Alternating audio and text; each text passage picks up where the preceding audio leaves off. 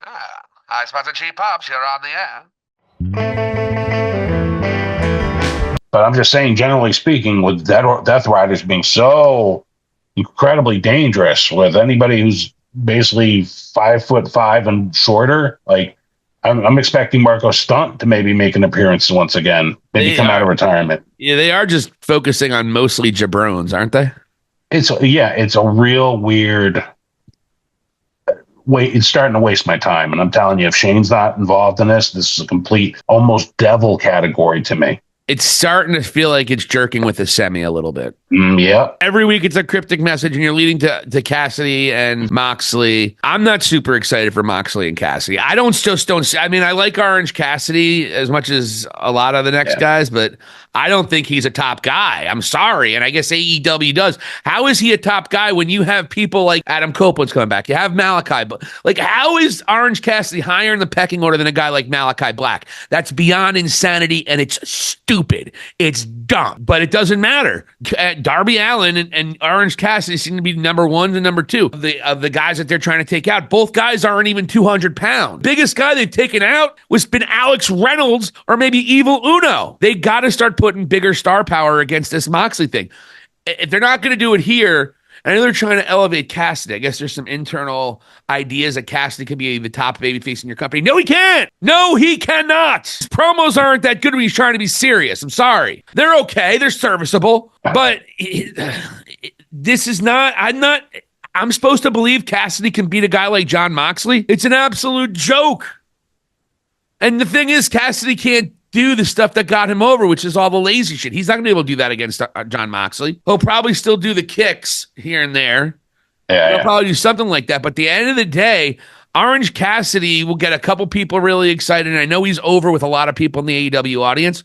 But you got to put stars against this Moxley crowd.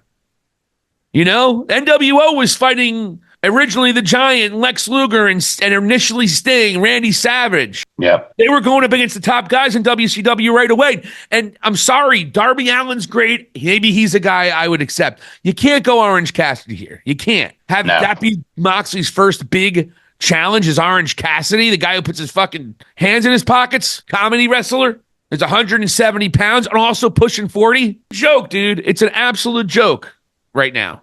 And I like the storyline. They have the workings of something that could be really cool. But like you said, now you're starting to jerk with a semi. Let's speed this process up. Let's figure out what's in the briefcase. Let's start figuring out if who the higher power is here, if it's anybody. We got to speed this storyline up right now, Moxley. It's getting fucking boring. Moxley's still doing his thing. I like his promos, but now it's becoming the same promo week after week after week. Yeah, he says completely different things, so I don't want to say it's the same content, but it's the same, I'm doing this because people got to understand what AEW is, and we got to burn it down and rebuild it back better, and let's get moving now. Let's move it along. Wrap it up. Let's get to a point where it's interesting. And you're not just battling out a bunch of jabrones and Orange Cassidy and Darby Allin. Yeah, you're 100% right. I can't disagree there. They have every jobber scared shitless right now. We got that. You've already established that point. Now what? Danny Garcia. Yeah. I get it. They're the future of AEW. They're the future. Well, wait till the future to use them in your top storyline. Exactly. Yes. You don't shoot them to the moon. Future. Yeah. They're the future. Cool. If they're the future, AEW ain't got much of a future. We are High Spots and Cheap Pops. Silicon, Steve Valley, and Vadi Dottie give you the best pro wrestling talk on the internet today. We catch the things the other guys don't. And we also get a little silly sometimes.